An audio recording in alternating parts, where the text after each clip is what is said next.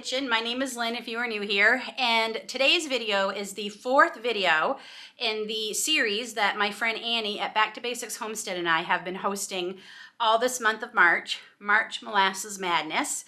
And don't think this is the last video because, well, there's 4 weeks in March. When we sat down and decided what we wanted to bring to you all with molasses, we wanted to make sure we brought you a variety of recipes. And there's one more we wanted to share with you. So next week on the 31st at 3 p.m., Annie and I both will be releasing our final video in March Molasses Madness at the same time for you all to watch after you maybe eating after your Easter dinner or whatever, because it was important to us that we brought you a variety and we had a set idea in our mind of the different kinds of recipes we wanted to make. So you're going to get a fifth bonus video next Sunday. So we're really excited to bring that final video to you. So today's video for this week is dessert. It's my favorite. I love dessert. I mean, most people do. And I have decided I am going to try this new recipe from Taste of Home. And I love Taste of Home recipes. I don't think I've made a bad Taste of Home recipe yet. And I will link this recipe down below in the description box so you all can have it too. And it's called Old Fashioned Molasses Cake. And I have to laugh because in her little bio, the lady who did this, she says this is an old-time spice cake. Serve it warm on cold, frosty mornings or have a square with hot cider on a snowy afternoon. And you might be thinking, well, Lynn, it's almost Easter. This is kind of fitting because winter has decided to come back to our part of the world. We have a little bit of snow on the ground and we are under a winter storm warning right now as I am filming this. And the weekend's not looking so great and the temperature has plummeted. It is very cold. And poor Aiden starts track and field today. Maybe if the storm hits when it's supposed to, they probably will be canceling it. But still, it never fails. He starts track and field and winter decides to come back and show her face. Or his face, as the case may be. So this is perfect timing to make this cake because it is a cold, snowy afternoon. It's windy, it's just blah out. So what better way to while away the yucky weather than with a slice of this cake. And it is super, super easy. The recipe looks like anyway. It doesn't have a lot of ingredients and I'm really excited to make this. So my oven is set to 350 degrees and I have everything pre-measured and I'm going to tell you what you need for this recipe. You will need 2 tablespoons of butter softened, unsalted butter, a 1/4 cup of sugar. You're going to mix those together until they're crumbly, about 2 minutes. Then you're going to beat in 1 large egg that is room temperature and 1/2 cup of molasses.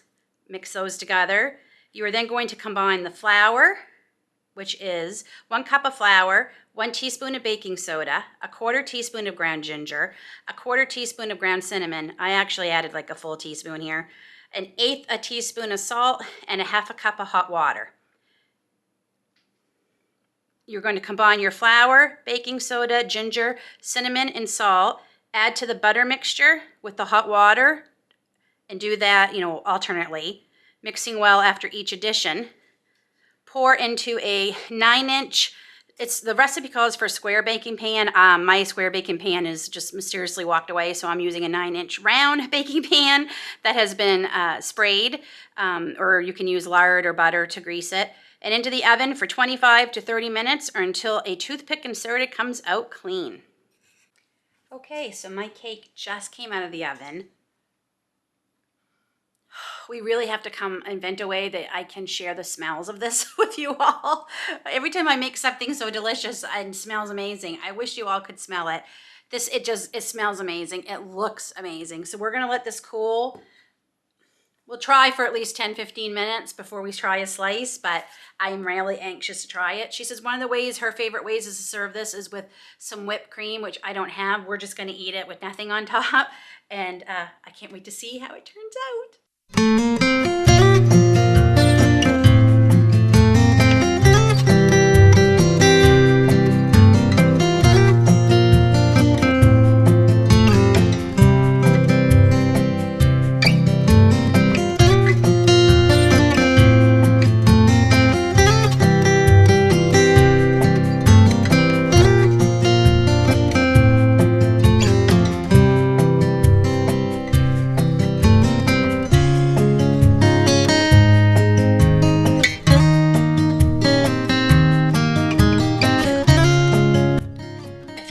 dusting of powdered sugar would make this so pretty, and what a great dessert for Easter.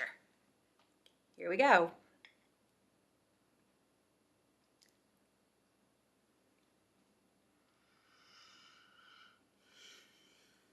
That is delicious. Lots of molasses flavor in this one. Okay, just to be sure, I'm going to take another bite.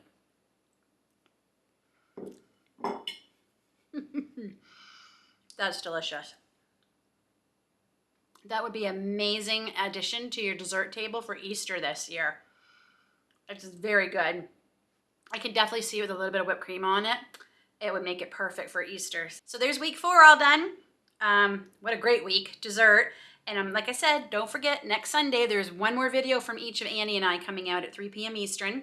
And this Thursday, don't forget to go over to Back to Basics Homestead and see what delicious dessert Annie is whipping up. I cannot wait to see this.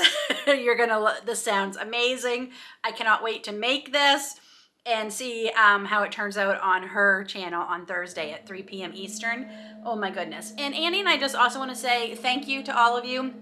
You have been so wonderful and supportive during this whole month of March with Molasses, and we've had several of you tell us that you actually not really thought about using molasses a lot. It's kind of something that's gotten out of fashion, so I hope Annie and I, in some small way, are bringing it back into fashion, and so many of you have said yes, you are going to be trying some of these recipes or try adding molasses into your recipes. So that is exactly what Annie and I hoped for, and introducing all these new recipes to you and maybe get you thinking about other ways you can use molasses in your cooking and baking.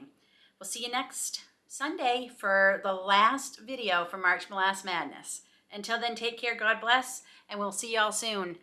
I'm gonna make a cup of tea and eat the rest of this.